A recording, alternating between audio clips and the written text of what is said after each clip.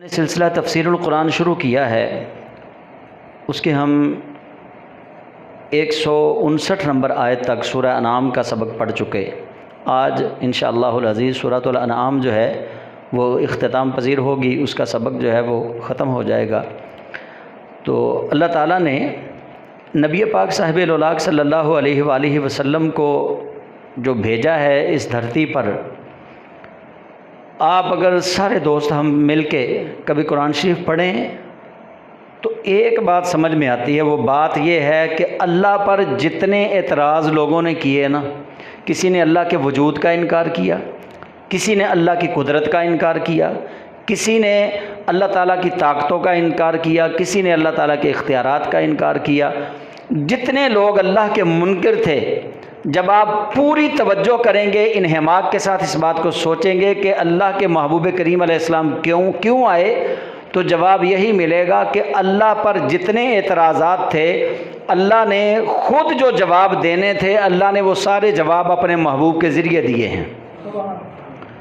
جس نے جو اعتراض کیا اللہ پہ، سارے اعتراضات کے جواب اللہ نے دیے، لیکن کس کے ذریعے؟ رسول کریم صلی اللہ علیہ وسلم کے ذریعے۔ اللہ تعالیٰ نے یہ نبی کریم صلی اللہ علیہ وآلہ وسلم کو درمیان میں اس لیے بنایا، اللہ کی ضرورت نہیں تھی۔ رسول کریم صلی اللہ علیہ وآلہ وسلم کا نبی بنا کر بھیجا جانا اللہ کی ضرورت نہیں تھی، اللہ ضرورتوں سے پاک ہے، یہ بات یاد رکھنی ہے، اس کو کبھی نہیں بھولنا۔ نبیوں کو بھیجنا اللہ کی ضرورت نہیں تھی، نبیوں کو بھیجنا مخلوق کی ضرورت تھی۔ اللہ تو اللہ ہے، اگر اللہ کلام کرے تو اللہ کے کلام کو ہم نہ سمجھ سکیں، اللہ کے کلام کو ہم نہیں سمجھ سکتے، اللہ کی ذات کو بھی ہم نہیں سمجھ سکتے۔ آپ سارے دوستوں کو اس بات کا بخوبی علم ہے، آپ نے کئی بار علماء سے سن رکھا ہے کہ حضرت موسیٰ کلیم اللہ علیہ السلام، انہوں نے اللہ کو نہیں دیکھا بلکہ اللہ کے نور کی ایک چھوٹی سی تجلی کو دیکھا ہے۔ تو موسیٰ کلیم اللہ علیہ السلام بے ہوش ہو گئے، اس کو برداشت نہیں کر سکے۔ جب نبیوں کا یہ حال ہے کہ کوئی نبی اللہ کے نور کی ایک تجلی جو ہے وہ برداشت نہیں کر سکے، تو اللہ کی ذات تو پھر ذات ہے نا، اللہ کی ذات کا جو شرف ہے، اللہ کی ذات تک پہنچنے کا جو شرف ہے، اللہ کی ذات کو جو دیکھنے کا شرف ہے، وہ صرف اور صرف میرے اور آپ کے لاجپال نبی کو حاصل ہوا ہے۔ حضور اکرم صلی اللہ علیہ وسلم کے علاوہ اللہ نے کسی کو وہ عزت نہیں دیا، کیونکہ یہ معجزہ تھا، اور سب سے بڑا معجزہ رسول کریم علیہ السلام کو اللہ نے یہ دیا۔ تو نبی کریم علیہ السلام ان یہودیوں کے، عیسائیوں کے سوالوں کے جواب دیتے رہے جو حضور کے زمانے میں تھے۔ جواب تو اس وقت ان کو دیے، لیکن وہ تعلیم قیامت تک باقی رہی۔ آج بھی جتنے یہودی ہیں، جتنے عیسائی ہیں، آپ اگر جو اب وہ کتابیں لکھ رہے ہیں لیٹسٹ، آپ ان کو پڑھ کے دیکھ لیں، ان کی مکاریاں، ان کی عیاریاں وہی ہیں جو 14 صدیاں پہلے کے یہودیوں کی تھیں۔ ویسے ہی یہ جھوٹ بولتے ہیں، ویسے ہی بہتان لگاتے ہیں، کبھی اللہ پہ، کبھی رسولوں پہ، کبھی کتابوں پہ۔ وہی ان کا طرہ امتیاز ہے جو 14 صدیاں پہلے تھا، آج بھی وہی ہے۔ تو رب ذوالجلال نے پچھلے جمعہ میں نے ایک آیت پڑھی تھی، آیت نمبر 159، اللہ کریم نے فرمایا بسم اللہ الرحمن الرحیم، ان الذین فرقوا دینہم وکانوا شیعا لست منہم فی شیء انما امرہم الی اللہ ثم ینبئہم بما کانوا یفعلون، کہ بے شک جن لوگوں نے اپنے دین کو ٹکڑے ٹکڑے کر دیا اور وہ بہت سے فرقے بن گئے، تو اللہ تعالیٰ کا ان سے کوئی تعلق نہیں ہے۔ نبی کریم صلی اللہ علیہ وسلم نے فرمایا ید اللہ علی الجماعہ، اللہ کا ہاتھ جماعت پر ہے، یعنی مسلمان منظم ہو کر جماعت پر ہے، جو مسلمانوں کی جماعت بنے گی اللہ کا ہاتھ اس پر ہے۔ نبی کریم علیہ السلام کا ایک دوسرا فرمان سن لیجئے، محبوب کریم علیہ السلام نے فرمایا، ترجمہ یہ ہے، فرمایا اللہ تعالیٰ میری امت کی کثرت کو کبھی گمراہی پر جمع نہیں ہونے دے گا، یہ گمراہی پر کبھی جمع نہیں ہوں گے، گناہ گار ہوں گے، ان میں سے غدار بھی ہوں گے، ان میں سے کچھ منافق بھی ہوں گے، لیکن یہ سارے کثرت کے ساتھ گمراہی پر جمع نہیں ہوں گے۔ یہ نہیں ہوگا کہ یہ سارے ایک سمت کو چل پڑے۔ مثال کے طور پہ آج آپ سمجھتے ہیں، آج آپ جانتے ہیں کہ بہت سارے عرب ممالک کے اندر مندر بنائے جا رہے ہیں، عرب ممالک کے اندر مندر بنائے جا رہے ہیں، حالانکہ عرب کے ممالک تو وہ ممالک ہیں کہ جن میں رسول کریم صلی اللہ علیہ وسلم تشریف لے کر آئے اور آپ نے مشرکین کو ختم کیا اور شرک کرنے والی جو چیزیں تھیں جن کے ساتھ شرک کیا جاتا تھا ان کو ختم کیا، بتوں کو ختم کیا۔ تو اب اگر عرب ممالک اپنے ملکوں میں مندر بنائیں گے تو ظاہر سی بات ہے کہ پھر وہاں مندر بنانے کے بعد وہ ان کے اندر بت بھی رکھیں گے۔ تو یہ عرب ممالک جو ہیں اس طرف گامزن ہو رہے ہیں۔ تو اللہ تعالیٰ نے یہاں پہ کس چیز کا ذکر کیا؟ دو فرقے یہاں سے مراد ہے، دونوں کو مخاطب کیا گیا۔ ایک تو رسول کریم علیہ السلام کے وقت کے جو مشرکین تھے، اس سے مراد وہ ہیں کہ مشرکین کے فرقے تھے کن چیزوں میں، کچھ ستاروں کی پوجا کرتے تھے، کچھ جانوروں کی پوجا کرتے تھے، کچھ سورج کی، کچھ چاند کی، کچھ فرشتوں کو اللہ کی بیٹیاں مانتے تھے۔ یہ مختلف فرقے تھے ان کے۔ اور اسی طرح آج مسلمانوں کے اندر بھی کچھ فرقے ہیں۔ فرقہ کس کو کہتے ہیں؟ پچھلے جمعہ شاید میں اس کی پوری تفصیل نہیں بیان کر سکا۔ ایک ہے جماعت، جماعت سے علیحدہ ہونے والے لوگ، اختلاف کی وجہ سے کوئی رائے کا اختلاف ہو جائے، لوگ سائڈ پہ ہو گئے، یہ الگ بات ہے۔ لیکن مسلمان کلمہ گو، لا الہ الا اللہ محمد رسول اللہ پڑھنے والے لوگ اگر دوسرے مسلمانوں کو کافر اور مشرک اور بے ایمان کہنا شروع کر دیں گے تو یہ اب الگ فرقہ وجود میں آ گیا۔ میں کہوں کہ یہ 5 لوگ مشرک ہو گئے، یہ 10 لوگ مشرک ہو گئے، وہ 15 لوگ بے ایمان ہو گئے، وہ کافر ہو گئے، حالانکہ وہ بھی اللہ کو ماننے والے ہوں، قرآن شریف پڑھنے والے ہوں، رسول کریم علیہ السلام کی تعظیم کرنے والے ہوں۔ تو یہ الگ ایک شناخت جب بنا لی کہ میں مسلمان ہوں، میں اسلام کا ٹھیکیدار ہوں، باقی سب کا اسلام سے تعلق کوئی نہیں، یہ اس بات سے اللہ تعالیٰ نے منع کیا ہے۔ کیونکہ دین جو ہے رسول کریم صلی اللہ علیہ وسلم جو لے کر آئے، یہ اللہ تعالیٰ نے دین اعتدال ہمیں دیا ہے۔ اسلام میانہ روی کا دین ہے۔ رسول کریم علیہ السلام نے خود ارشاد فرمایا خیر الامور اوسطها، کہ کاموں کا جو بہترین ہے وہ درمیانہ ہے، یعنی میانہ روی اختیار کرو۔ تو اسی طرح اللہ کریم نے فرمایا کہ جب تم فرقہ بندی میں بٹ جاؤ گے تو اللہ تعالیٰ کا پھر تمہارے ساتھ تعلق کوئی نہیں ہوگا۔ اور آج شاید واقعتاً ایسا ہی نظر آ رہا ہے کہ جیسے اللہ نے ہم سے تعلق توڑ دیا ہے، اللہ نے ہمیں چھوڑ دیا ہے۔ غزہ کے مسلمانوں کو دیکھ لیجئے، کشمیر کی ماؤں بہنوں کی فریاد کو سن لیجئے، آپ باقی دور کی باتیں ہیں، پاکستان کے اندر جو حالات ہو رہے ہیں، جس طرح غریب ایک مہنگائی کی چکی کے اندر پس رہا ہے، حالات ابتر سے ابتر ہوئے چلے جا رہے ہیں، یہ ساری چیزیں وہی ہیں کہ جن کی جانب اللہ کریم نے اشارہ کیا ہے، اور بظاہر یہی نظر آ رہا ہے کہ ہم دین سے اتنا دور ہو گئے کہ اللہ تعالیٰ نے ہمیں چھوڑ دیا ہے۔ اور یہ بھی اللہ تعالیٰ کا عذاب ہے کہ اللہ تعالیٰ ہم سے دور ہو جائے، اللہ کی رحمت ہم سے کنارہ کشی اختیار کر لے۔ ویسے تو اللہ تعالیٰ اپنے بندے کے اتنا قریب ہے کہ رب قرآن کریم میں فرماتا ہے کہ وَنَحْنُ أَقْرَبُ إِلَيْهِ مِنْ حَبْلِ الْوَرِيدِ۔ تو اللہ کریم جل جلالہ نے ہمارے لیے جو اسباب پیدا کیے نیکیوں کے، معافی کے، ان میں سے آپ اللہ کی رحمت کا نظارہ کیجئے۔ اور یہ سورہ انعام کی آیت نمبر 160 ہے جس سے آج ہمارا سبق شروع ہو رہا ہے۔ اللہ کریم ارشاد فرماتا ہے اعوذ باللہ من الشیطان الرجیم بسم اللہ الرحمن الرحیم من جاء بالحسنۃ فلہ عشر امثالها ومن جاء بالسیئۃ فلا یجزی الا مثلها وهم لا یظلمون۔ اس آیت کی آپ جب لذت لیں گے تو میں اللہ کی قسم کھا کر آپ کو کہہ رہا ہوں، اتنی لذت ہے اس آیت کی، اتنا مزہ ہے اس آیت میں، اتنا سکون ہے اس آیت میں کہ آپ پوری زندگی کے سارے سکون ایک طرف رکھ دیں، اس کا آپ مزہ لیجئے۔ اللہ کریم جل جلالہ سے آپ توقع نہیں رکھ سکتے، ہم سوچ بھی نہیں سکتے کہ اللہ تعالیٰ بے انصافی کرے گا۔ ان اللہ لا یظلم مثقال ذرہ، اللہ فرماتا ہے کہ رب ایک ذرے کے برابر بھی ظلم نہیں کرتا، نا انصافی نہیں کرتا اللہ تعالیٰ۔ لیکن جب آپ یہ آیت سوچیں گے، اس آیت کو پڑھیں گے، اس آیت کو سمجھیں گے، تو پھر پچھلی امتوں کو آپ دیکھیں گے، پچھلے نبیوں کو آپ دیکھیں گے، ان کے ساتھ اللہ کا برتاؤ دیکھیں گے، اور حضور کی امت کے ساتھ اللہ کا برتاؤ دیکھیں گے، ان کو نیکیاں کیسے ملتی تھیں، ہمیں نیکیاں کیسے دی جا رہی ہیں۔ اس کو جب آپ دیکھیں گے تو آپ اللہ کو بے انصاف نہیں کہو گے، بلکہ آپ یہ کہو گے کہ واہ یا اللہ، جو پیار تو نے حضور کی امت سے کیا ہے وہ کسی اور سے نہیں کیا، جو پیار آمنہ کے لال کی امت سے اللہ نے کیا وہ کسی اور امت سے نہیں کیا۔ اللہ کریم کیا فرماتا ہے؟ رب فرماتا ہے من جاء بالحسنہ، جو ایک نیکی لے کے آئے گا نا میرے پاس، ایک نیکی، فلہ عشر امثالہا، میں اس کو اس جیسی 10 نیکیاں اور عطا فرماؤں گا۔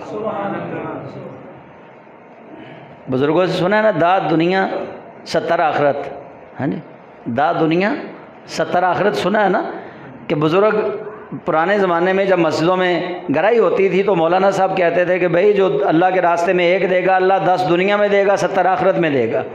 تو داد دنیا 70 آخرت، وہ جملہ تو ایک کہاوت کے طور پہ کہا جاتا ہے، لیکن اس کو جب آپ گہرائی میں جائیں گے تو اللہ کریم جل جلالہ حضور کی امت کے لیے فرما رہا ہے من جاء بالحسنہ، جو ایک نیکی لے کر آئے، فلہ عشر امثالہا، اس کے لیے اس جیسی 10 نیکیوں کا اجر ہوگا۔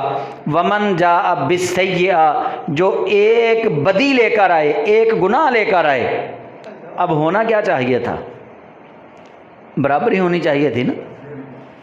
جیسے حدیث پاک ہے، آپ سب نے سن رکھی ہے، میں ویسے آپ کو یاد کروا رہا ہوں کہ رسول کریم علیہ السلام نے فرمایا جو اللہ کے گھر خانہ کعبہ میں ایک نماز پڑھے گا، اللہ کریم اس کو 1,00,000 نماز کا ثواب عطا فرمائے گا۔ اس سے پھر محدثین نے یہ نتیجہ اخذ کیا کہ جب وہاں ایک نماز کا ثواب، ایک نیکی کا ثواب 1,00,000 کے برابر ہے نا، تو پھر جب کوئی وہاں گناہ کرے گا تو اس کو گناہ بھی 1,00,000 گناہ کے برابر ہے۔ اگر کوئی وہاں ایک گناہ کرتا ہے تو گناہ بھی 1,00,000 گناہوں کے برابر۔ عدل کا تقاضا یہ ہے نا، انصاف کا تقاضا یہ ہے کہ جس کام پہ جتنا اجر ہے اس پہ گناہ بھی اتنا ہی ملنا چاہیے۔ لیکن اللہ کریم جل جلالہ کے قربان جائیں، رب فرماتا ہے من جاء بالسیئہ، اور جو ایک بدی لے کر آئے گا، فلا یجزا الا مثلہا، اس کو اس جیسی ہی جزا دی جائے گی، یعنی وہ ایک بدی ایک ہی تصور کی جائے گی، ایک گناہ کے 10 گناہ نہیں دیے جائیں گے۔ نیکی ایک کرے گا لیکن 10 نیکیاں دی جائیں گی، پر گناہ جتنا کرے گا نا اتنا ہی اس کو سزا دی جائے گی، ایک گناہ کی 10 گناہوں کے برابر سزا نہیں دی جائے گی۔ کیا کریم کے فیصلے ہیں! نیکی ایک کرو 10 لے لو، لیکن گناہ ایک کرو گے، اللہ فرماتا ہے اب یہ نہیں ہوگا کہ نیکی ایک کے بدلے 10 نیکیاں تمہیں دی ہیں تو گناہ بھی 10 دوں، فرمایا نہیں، فلا یجزا الا مثلہا، جتنا گناہ کر کے آئے گا نا بس اتنا ہی تجھے سزا ملے گی، 10 گناہوں کی سزا نہیں ملے گی۔ جے ویکھا میں عملہ بلے، کچھ نہیں میرے پلے، جے ویکھا اودی رحمت بلے بلے بلے بلے۔ یہ ہے وہ جو بزرگوں نے نتیجہ اخذ کیا۔ تو اللہ کریم فرماتا ہے فلا یجزا الا مثلہا وہم لا یظلمون، جو ایک برائی لے کر آئے گا اس کو اس برائی کے مطابق ہی سزا ملے گی اور ان پر ظلم نہیں کیا جائے گا۔ یعنی یہ نہیں ہوگا کہ برا بندہ آ گیا ہے تو اس کو اب جب نیکیاں کرنے پہ 10 نیکیاں دی ہیں ایک نیکی پر تو اب گناہ بھی 10 دیے جائیں، فرمایا نہیں۔ اللہ کریم جل جلالہ نے حضرت قتادہ رضی اللہ تعالیٰ عنہ وہ کہتے ہیں کہ نبی کریم صلی اللہ علیہ وسلم یہ فرماتے تھے کہ اعمال 6 قسم کے ہیں بندے کے، 2 عمل جزا اور سزا کو واجب ہیں، 2 عمل اجر کو بڑھاتے ہیں اور 2 عمل برابر برابر کرتے ہیں۔ جو 2 عمل واجب ہیں وہ یہ ہیں کہ جو شخص اللہ سے اس حال میں ملاقات کرے کہ اس نے کبھی شرک نہ کیا ہو وہ جنت میں چلا جائے گا، اور جو شخص اللہ کے ساتھ اس حال میں ملاقات کرے کہ اس نے شرک کیا ہو وہ دوزخ میں چلا جائے گا۔ سیدھی بات ہے یہ۔ اور پھر جو 2 عمل اجر بڑھاتے ہیں وہ یہ ہیں کہ جو مسلمان اللہ کی راہ میں خرچ کرے اس کو 700 گنا اجر ملے گا، اور جو اپنے گھر والوں پر خرچ کرے اس کو 10 گنا اجر ملے گا۔ اور جو عمل برابر برابر ہیں وہ یہ ہیں کہ ایک بندہ نیکی کا ارادہ کرے اس پر عمل نہ کرے، نیکی کا ارادہ کرے لیکن نیکی کرے نہ، اس کے لیے 1 نیکی لکھ دی جاتی ہے، اور جو بندہ برائی کا ارادہ کرے اور اس برائی کو کر لے تو اس کے لیے ایک برائی لکھی جاتی ہے۔ یعنی یہ وہ 6 طرح کے اعمال ہیں کہ یا بندہ جنت میں جائے گا یا دوزخ میں جائے گا، یا وہ گھر والوں پر خرچ کرے گا اللہ 10 گنا دے گا، اللہ کے راستے میں خرچ کرے گا اللہ اس کو 700 گنا تک عطا فرمائے گا۔ یعنی یہ وہ اعمال ہیں، ہمیں اللہ وحدہ لا شریک سے اچھے کی امید رکھنی ہے، کیونکہ رب تعالیٰ جل جلالہ نے، میں متعدد بار یہ بتا چکا ہوں پچھلی آیات میں، اللہ کریم نے ساری باتیں کرنے کے بعد کسی کا ظلم گنوایا، کسی کا شرک گنوایا، کسی کا اللہ پہ تہمت لگانا گنوایا، کسی کا رسول کریم کا انکار کرنا گنوایا۔ یہ گنوانے کے بعد رب ذوالجلال نے آخر پہ آ کے پھر اپنی رحمت کی بات کی کہ جو کوئی ان سے توبہ کر لے آ جائے، اللہ بڑا غفور الرحیم ہے، اللہ بڑا غفور الرحیم ہے۔ تو رب ذوالجلال نے نبی پاک صاحب الاولاق صلی اللہ علیہ وسلم سے فرمایا قل اننی ہدانی ربی الی صراط مستقیم، اے محبوب آپ کہیے بے شک میرے رب نے مجھے ہدایت عطا فرمائی ہے اور صراط مستقیم پر چلایا ہے۔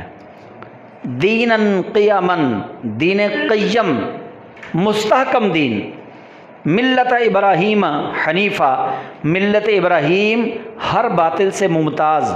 حنیف کا معنی ہوتا ہے ممتاز، یعنی باطل سے ممتاز، حق والا، اس کو حنیف کہتے ہیں۔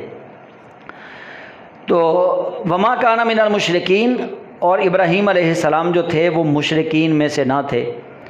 اچھا، یہ اللہ نے کیوں کہا کہ ابراہیم علیہ السلام مشرکین میں سے نہ تھے؟ کیونکہ مدینے کے یہودی حضرت ابراہیم علیہ السلام کے لیے کہتے تھے کہ ابراہیم علیہ السلام یہودی تھے، جو ہمارے عقائد و نظریات ہیں ابراہیم علیہ السلام کے وہی عقائد و نظریات تھے۔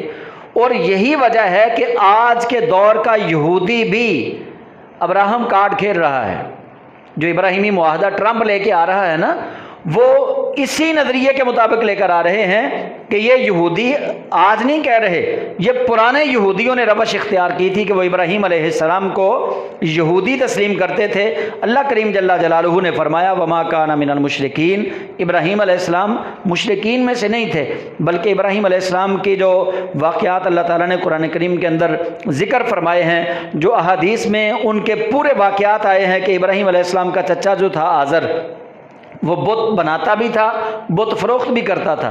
تو ابراہیم خلیل اللہ علیہ السلام کو وہ ساتھ لے کر جاتا اور بازار میں جا کر آپ سے کہتا کہ ان کو فروخت کرو، تو جناب ابراہیم علیہ السلام ان کو فروخت کرتے، بتوں کو۔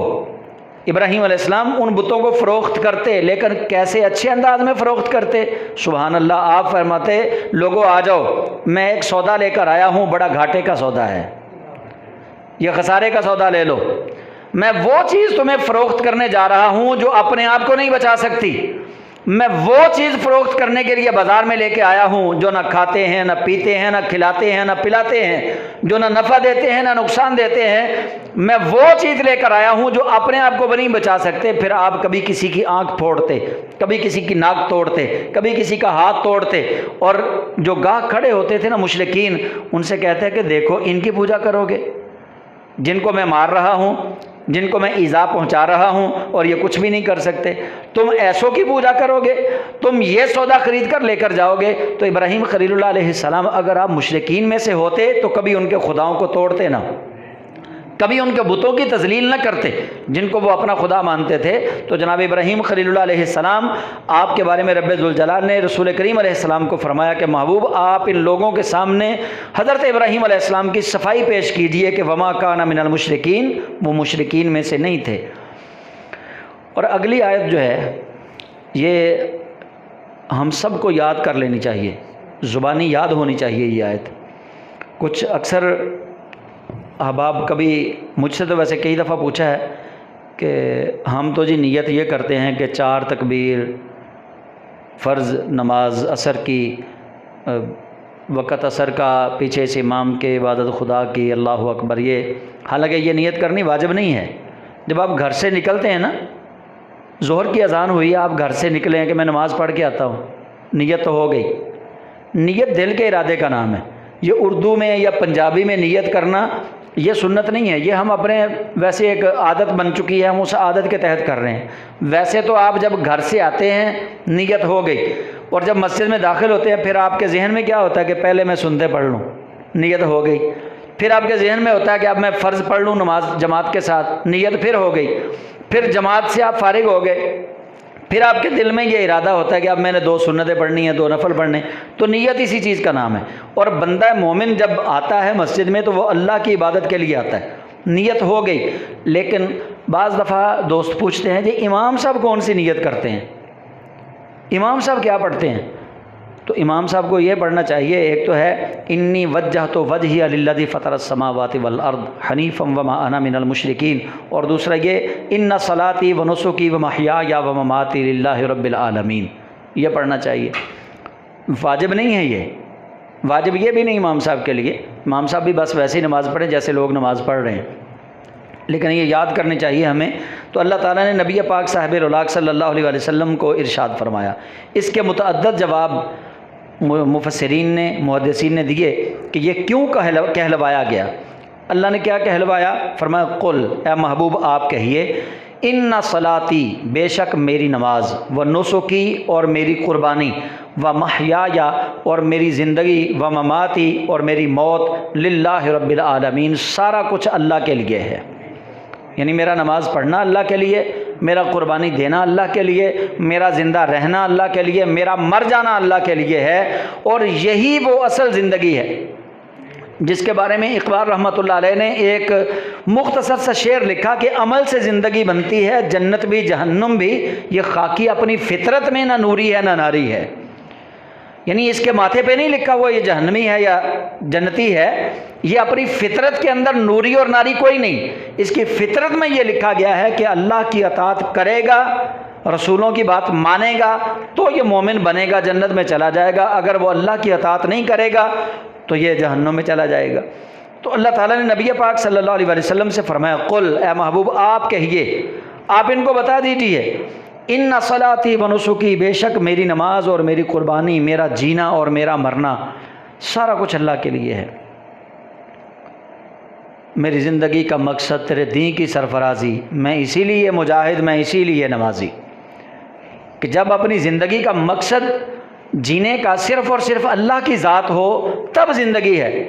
ورنہ حدیث پاک ہے کہ رسول کریم علیہ السلام نے فرمایا قیامت والے دن، یہ پہلے بھی آپ نے حدیث سنی ہے، نبی علیہ السلام نے فرمایا قیامت والے دن کچھ لوگوں کی نمازیں ان کے منہ پہ مار دی جائیں گی، کچھ لوگوں کا جہاد ان کے منہ پہ مار دیا جائے گا، کچھ لوگوں کا قرآن پڑھنا ان کے منہ پہ مار دیا جائے گا، کچھ لوگوں کا علم حاصل کرنا ان کے منہ پہ مار دیا جائے گا، کچھ لوگوں کا سخاوت کرنا ان کے منہ پہ مار دیا جائے گا.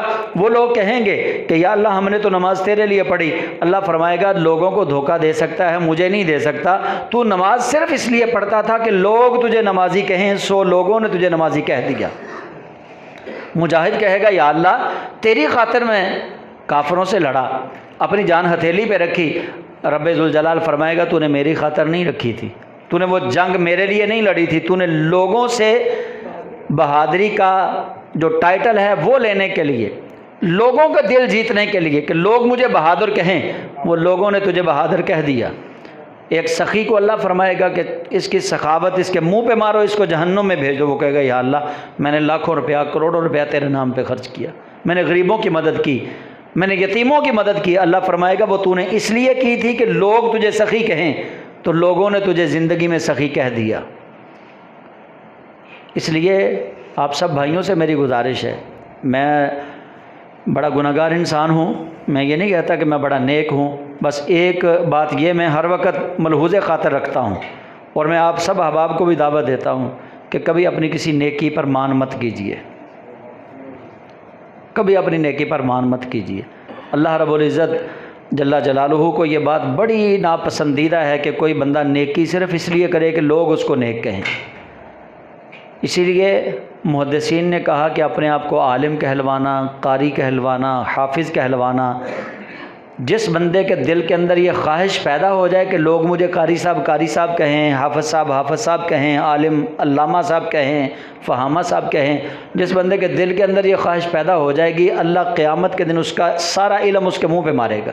رب فرمائے گا تو نے میرے لیے تو کیا ہی کچھ نہیں، نہ تو نے قرآن میرے لیے پڑھا، نہ لوگوں کو نماز میرے لیے پڑھائی، نہ تو نے لوگوں کو وعظ و نصیحت میرے لیے کی. تو لوگوں کو تقاریر اس لیے سناتا تھا لوگ کہیں واہ واہ واہ کیا خطیب ہے. بڑا اعلیٰ عالم دین ہے، تو اس لیے تقریر اچھی کرتا تھا کہ لوگ تیری واہ واہ کریں، تو اللہ فرمائے گا کہ تیری واہ واہ دنیا میں ہو چکی، تجھے جو انعام ملنا تھا دنیا کے اندر مل چکا، تو نے تجوریاں بھر لیں دین کا نام لے کے، لوگوں کو تقریریں سنا کے، بلے بلے تیری ہو گئی، اب قیامت والے دن میرے پاس تیرے لیے کوئی حصہ نہیں ہے، قیامت والے دن کچھ نہیں ملے گا۔ اس لیے جب بھی نماز پڑھنے کے لیے آئیں مسجد میں، یا کسی کی نماز جنازہ پڑھنے کے لیے جائیں، اس لیے کبھی نہ جائیں کہ میں نے اس کو دکھانا ہے کہ یہ دیکھ لے میں جنازہ پڑھنے آیا ہوں تیرے باپ کا، تیرے بھائی کا، تیرے بیٹے کا، نہ، اللہ کی رضا کے لیے جائیں۔ نبی علیہ السلام نے اسی لیے ہمیں بتایا نا کہ جو کوئی کچھ میت ایسی ہوتی ہیں کہ اس میت کا جنازہ پڑھنے والوں کی اللہ تعالیٰ بخشش فرما دیتا ہے، اور کچھ پڑھنے والے ایسے ہوتے ہیں کہ جن پڑھنے والوں کی وجہ سے اللہ تعالیٰ میت کی بخشش فرما دیتا ہے۔ تو یہ ہمیں سکھایا کیا جا رہا ہے؟ اللہ کی رضا، جس کام کے اندر اللہ کی رضا شامل ہو جائے بس وہی کام انشاءاللہ بابرکت ہوگا، اور جس کام میں دکھلاوا ہوگا، رسول کریم علیہ السلام نے دکھلاوے کو شرک اصغر کہا ہے، تو یہی بات یہاں پہ بتائی جا رہی ہے کہ اے محبوب آپ لوگوں سے ان سے کہہ دیجئے کہ میری نماز تمہیں دکھانے کے لیے نہیں ہے، میری نماز اللہ کے لیے ہے، میری قربانی اس لیے نہیں ہے کہ لوگ مجھے کہیں بڑے جانور قربان کرتا ہے، بلکہ میری قربانی فقط اللہ کی رضا کے لیے ہے، اور میری زندگی یعنی زندگی کے تمام عمل جو ہیں میرے وہ اللہ کے لیے ہیں، اس لیے نہیں ہے کہ تم دیکھو تمہارے ہیں، تمہارے لیے ہیں، وہ مماتی، اور میرا دنیا سے چلے جانا وہ بھی اللہ کے لیے ہے۔ یہی وجہ ہے کہ رسول کریم صلی اللہ علیہ وسلم کا جب وقت وصال آیا، جبریل امین آئے، نبی علیہ السلام سے پوچھا، ام المومنین سیدہ عائشہ صدیقہ رضی اللہ تعالیٰ عنہا، آپ اس روایت کی مروی، اس روایت کی راویہ ہیں، آپ فرماتی ہیں کہ جبریل آئے اور نبی علیہ السلام سے پوچھا کہ یا رسول اللہ، صحیح بخاری کے اندر یہ حدیث ہے کہ یا رسول اللہ آپ دنیا میں رہنا پسند کریں گے یا ہمارے پاس آنا پسند کریں گے؟ اور یہ حدیث ہے کہ اللہ تعالیٰ نے ہر نبی کو یہ اختیار دیا ہے، ہر نبی کو یہ اختیار دیا ہے، لیکن اللہ کے نبی جو ہیں وہ اللہ کے چونکہ مخلوقات میں سے سب سے زیادہ قریب اللہ کے نبی ہیں، انہوں نے زندگی کو پسند نہیں کیا، اللہ کے پاس جانا پسند کیا ہے۔ اور نبی کریم صلی اللہ علیہ وسلم سے جبریل نے پوچھا یا رسول اللہ آپ رہنا پسند کریں گے یا اللہ کے پاس جانا پسند کریں گے؟ تو رسول کریم علیہ السلام نے فرمایا میں رب کے پاس آنا پسند کروں گا۔ اور نبی علیہ السلام نے فرمایا جب کوئی بندہ مومن بیماری کی حالت میں ہوتا ہے، نزا کی حالت میں، جب اس کی جان نکلنے کا وقت آتا ہے، فرمایا اس وقت جب اس کے دل کے اندر اللہ کا شوق پیدا ہوتا ہے نا، اور وہ دل سے یہ تمنا کرے کہ یا اللہ میری جان جلدی جلدی نکل جائے، میں تیری بارگاہ میں آ جاؤں، نزا کی حالت میں جو کوئی یہ امید رکھے مرتے وقت کہ یا اللہ میری جان جلدی جلدی نکل جائے، میں تیری بارگاہ میں آ جاؤں، تو نبی علیہ السلام فرماتے ہیں جتنی جلدی اس کو اللہ سے ملنے کی ہوتی ہے نا، اتنی جلدی اللہ کو بھی ہوتی ہے کہ اس سے ملاقات ہو۔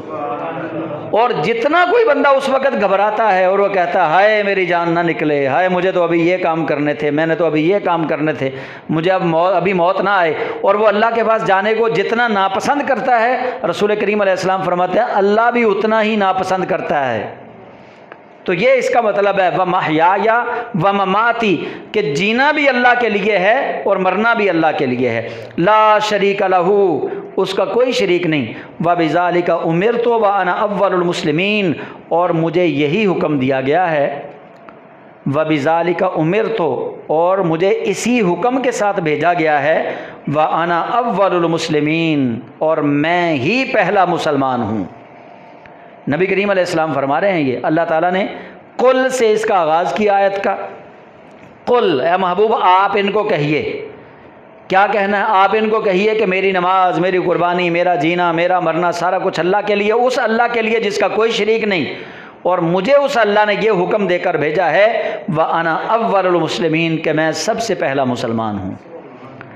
اب جب ہم اس قرآن پاک کی آیت کو دیکھیں گے کہ سب سے پہلا مسلمان ہوں، سب سے پہلا مسلمان تو ہم حضرت آدم علیہ السلام کو پڑھتے ہیں کہ حضرت آدم علیہ السلام ہیں، لیکن یہ بات یہاں پہ ہو رہی ہے جب سے اللہ نے مخلوق بنائی، اللہ نے اپنی مخلوق میں انبیاء و مرسلین کی ارواح کو بنایا۔ جب اللہ نے روحیں بنائی ہیں تو روحوں میں سب سے بہترین روحیں اللہ نے نبیوں کی بنائیں، اور سب سے پہلے ارواح میں سے انبیاء و مرسلین کی ارواح کو ایک سائڈ پہ کیا، ان کو منتخب کیا اللہ تعالیٰ نے۔ تو انبیاء و مرسلین کی روحوں کو جب اللہ نے کہا نا کہ الستو بربکم، کیا میں تمہارا رب نہیں ہوں؟ قالوا بلا، تو انبیاء و مرسلین کی روحوں نے کہا کیوں نہیں، تو ہی تو ہمارا اللہ ہے۔ جب نبیوں کی روحوں نے اللہ کی توحید کا اعلان کیا تھا تو نبیوں کی روحوں میں سب سے پہلے اللہ کو جس نے پہچانا وہ محمد الرسول اللہ تھے۔ سب سے پہلے جنہوں نے اللہ کی توحید کا اعلان کیا وہ میرے اور آپ کے کریم آقا تھے۔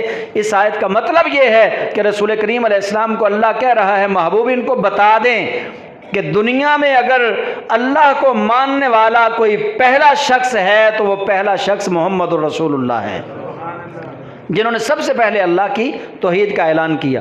اور پھر نبی کریم صلی اللہ علیہ وسلم آپ کا فرمان بھی ہے، علماء دیوبند کے بڑے نامور اور معتبر عالم دین مولانا اشرف علی تھانوی، انہوں نے کتاب لکھی ہے نشر الطیب، اس کے اندر وہ حدیث پاک 7 حدیثیں ہیں نور کی لے کر آئے، جو اس نشر الطیب کتاب کے آغاز میں 7 حدیثیں نور کی وہ لے کر آئے ہیں۔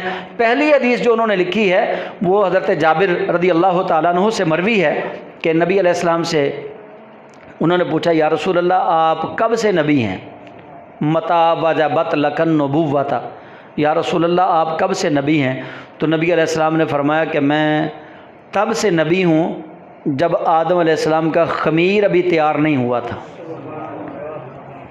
ایک روایت میں ہے کہ کنت نبیم و آدم بین الماء والتین، کنت نبیم و آدم بین الروح والجسد، کہ میں ابھی آدم علیہ السلام روح اور جسم کے درمیان تھے۔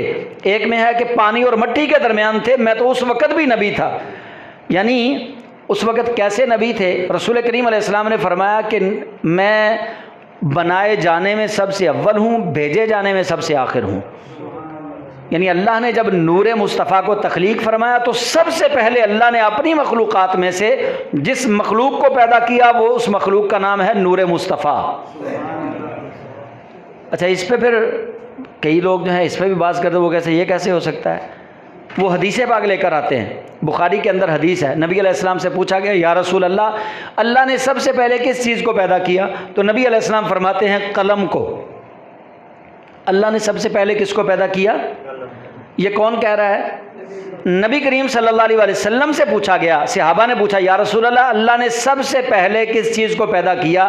تو رسول کریم علیہ السلام نے فرمایا اللہ نے سب سے پہلے قلم کو پیدا کیا۔ نبی پاک کہتے ہیں، اب پھر توجہ کیجئے، نبی پاک کہتے ہیں کہ اللہ نے سب سے پہلے کس کو پیدا کیا؟ قلم کے سب سے پہلے پیدا ہونے کی گواہی کون دے رہا ہے؟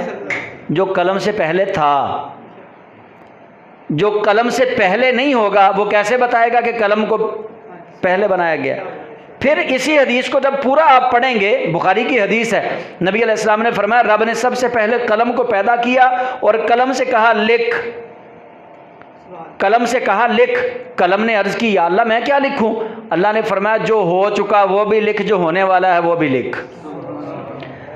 اگر قلم کو ہی سب سے پہلے پیدا کیا ہوتا، قلم سے پہلے کچھ نہ ہوتا تو رب ذوالجلال یہ کیوں فرماتا کہ جو ہو چکا وہ بھی لکھ، جو ہونے والا ہے وہ بھی لکھ؟ ہاں، اللہ رب ذوالجلال نے جب انبیاء و مرسلین کے ارواح کو پیدا کیا سب سے پہلے روح مصطفیٰ کو، جب انبیاء و مرسلین کو نور بخشا سب سے پہلے نور مصطفیٰ کو، اللہ نے جب اللہ کریم نے سب کو اسلام کی دولت عطا فرمائی تو سب سے پہلے اسلام کی دولت حضور سرور دو عالم صلی اللہ علیہ وسلم کو عطا فرمائی۔ تو یہ آیت مبارکہ اسی طرف اشارہ کر رہی ہے، سورہ انعام کی آیت نمبر 163 کہ وَبِذَالِكَ أُمِرْتُ وَأَنَا أَوَّلُ الْمُسْلِمِينَ، اور مجھے یہی حکم دیا گیا ہے اور میں سب سے پہلا مسلمان ہوں۔ اور رسول کریم صلی اللہ علیہ وسلم سب سے پہلے مسلمان اسی لیے ہیں۔ قل، اور ان کو یہ بھی کہیے، اے محبوب ان کو کہیے، غیر اللہ ابغی، کیا میں اللہ کے علاوہ کسی کو تلاش کروں؟ ربن، بطور رب، کیا اللہ کے علاوہ میں کسی کو رب تلاش کروں؟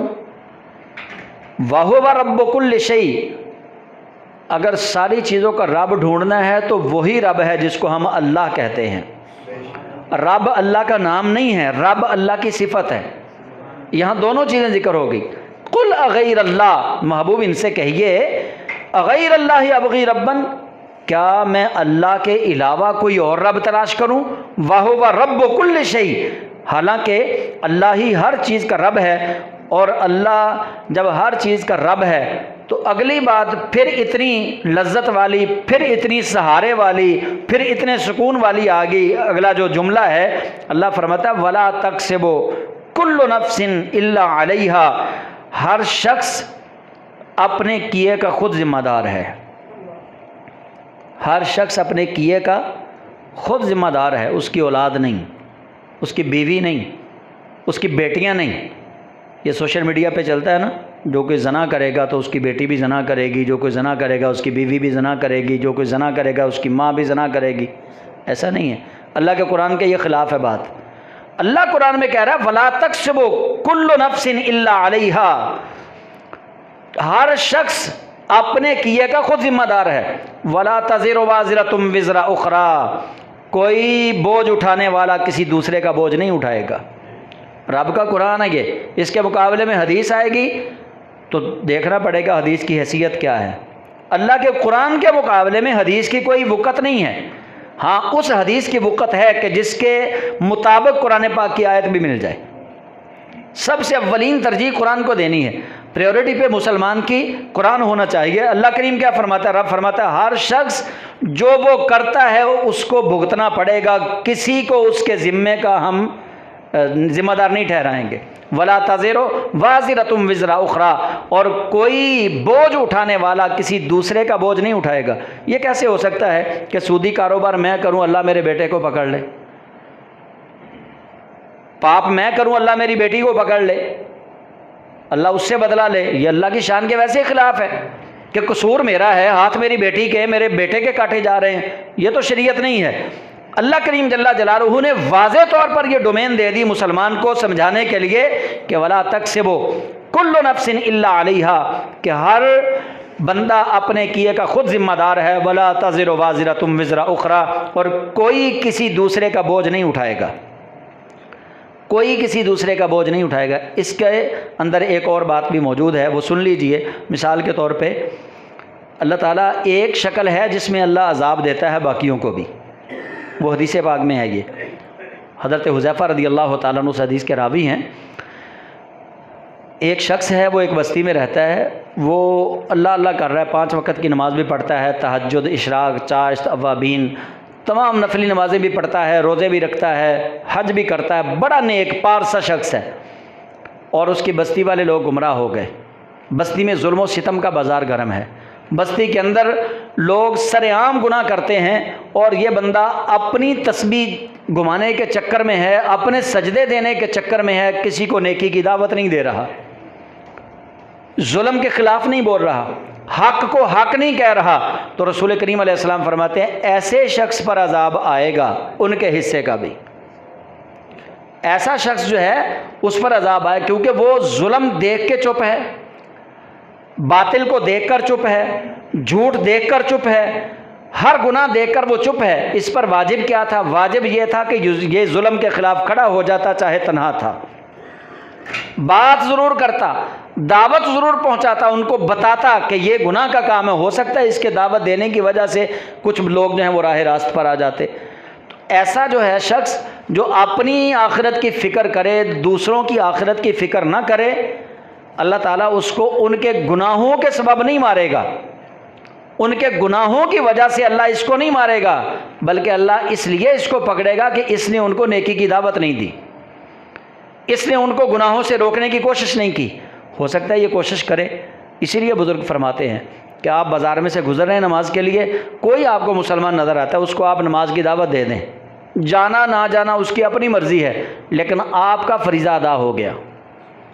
ہمیں اللہ نے بہترین امت کہا ہی اس لیے ہے کہ ہم دعوت دینے والے ہیں۔ کنتم خیر امت اخرجت للناس تأمرون بالمعروف وتنہون عن المنکر، اے میرے محبوب کی امت تم ساری امتوں سے بہترین امت ہو، اس وجہ سے بہترین ہو کہ تأمرون بالمعروف، تم نیکیوں کا حکم دیتے ہو، وتنہون عن المنکر، اور برائیوں سے منع کرتے ہو۔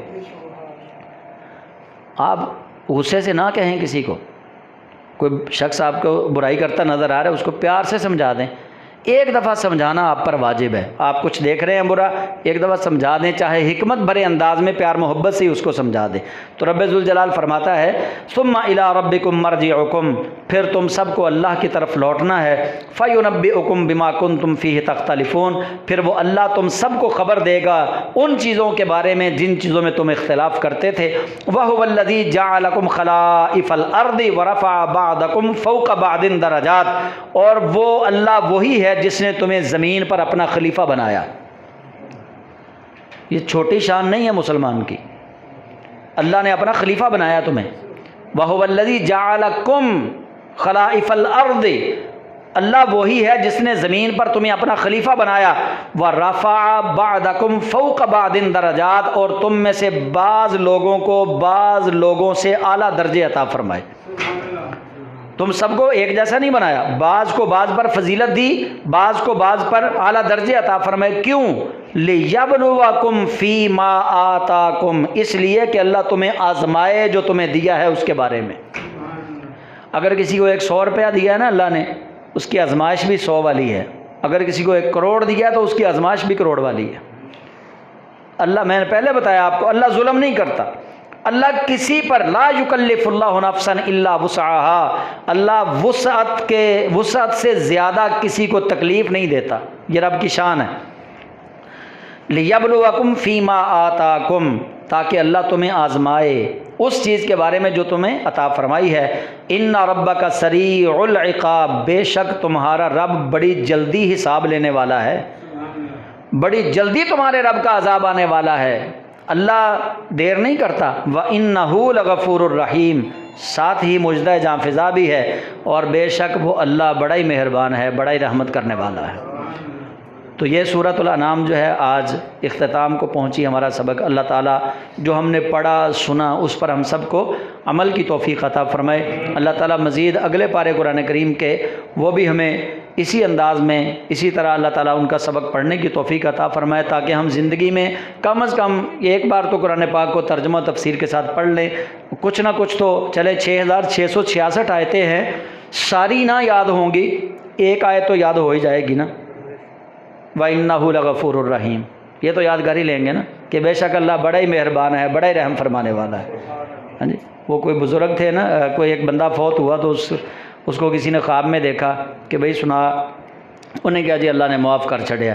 انہیں کہا تو کدی نہ نماز پڑھی سی تے نہ کدی نیکیاں کردا سی. انہیں کہا بس ایک نیکی اللہ نے میری بڑی چنگی لگی کہ میں قرآن پاک پڑھ لیندا سی تے قرآن پڑھ کے نا تے میں کہندا ہوندا سی یار نے آ بھی سچ کیا ہے تے یار نے آ بھی سچ کیا ہے تے یار نے آ بھی سچ کیا ہے تے یار نے آ بھی سچ کیا ہے. بس اللہ نے اسے گل دی وجہ تو میری بخشش فرما چھڑی. ہاں جی، تو اللہ کریم جل جلالہ ہم سب کو قرآن کریم کو سمجھنے کی توفیق عطا فرمائے اور سمجھ کر اس پر عمل کی توفیق عطا فرمائے. آمین. وآخر دعوانا ان الحمد للہ رب العالمین.